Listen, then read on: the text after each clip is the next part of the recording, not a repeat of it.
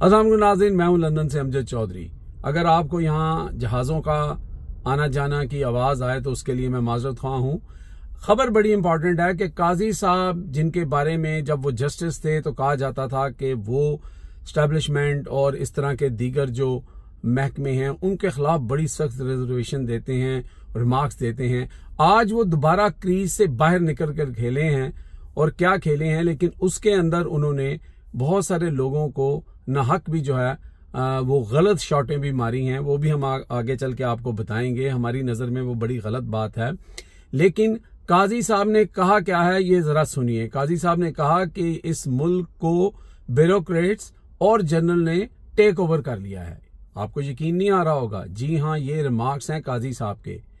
मनाल रेस्टोरेंट के केस के अंदर वहां पर जिस खातून ने ये पिटीशन डाली थी कि उनको नौकरी से हटाया इसलिए गया है कि उन्होंने इसकी मुखालफत की थी कि ये जो वहाँ पे जो वाइल्ड लाइफ का और वो सारा जो मामला था वो उसके ऊपर उन्होंने कहा था कि ये जनाब ये नहीं, यहाँ पे ये रेस्टोरेंट्स होने चाहिए, दीगर भी नहीं होने चाहिए। तो उसके ऊपर सुप्रीम कोर्ट ने जो है उनको बंद करने का हुक्म दिया था। लेकिन फिर वो जो खातून थी उनको उस जॉब से हटा दिया गया। तो आज उसके ऊपर ये सारे मामला हो रहे थे और काजी साहब ने इसमें जो वजीर दाखिला हैं मोहसिन नकवी साहब, उनको भी धो डाला और उनकी भी ठीक ठाक क्लास ली।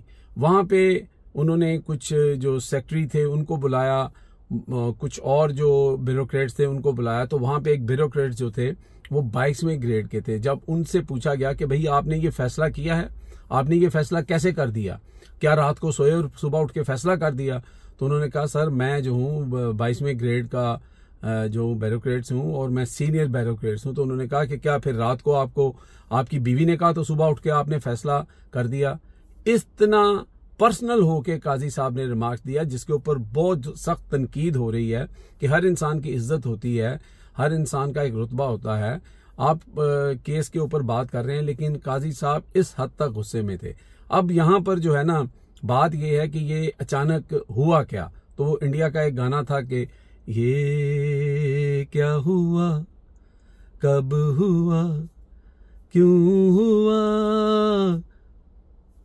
तब हुआ, जब हुआ, ओ छोड़ो ये ना पूछो।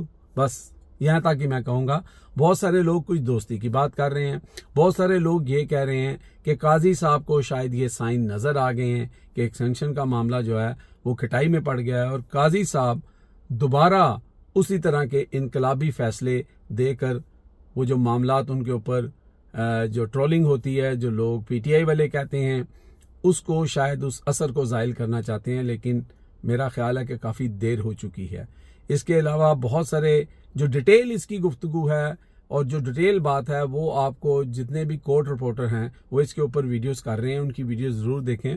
और एक पैनल था कोर्ट रिपोर्टर का, वो भी इसके ऊपर गुफ्तगू कर रहे थे। एंड के अंदर उन्होंने एक जुमला कहा जो खादम हुसैन रिजवी कहा करते थे कि चलिया और गल विच कुछ हो रहा है।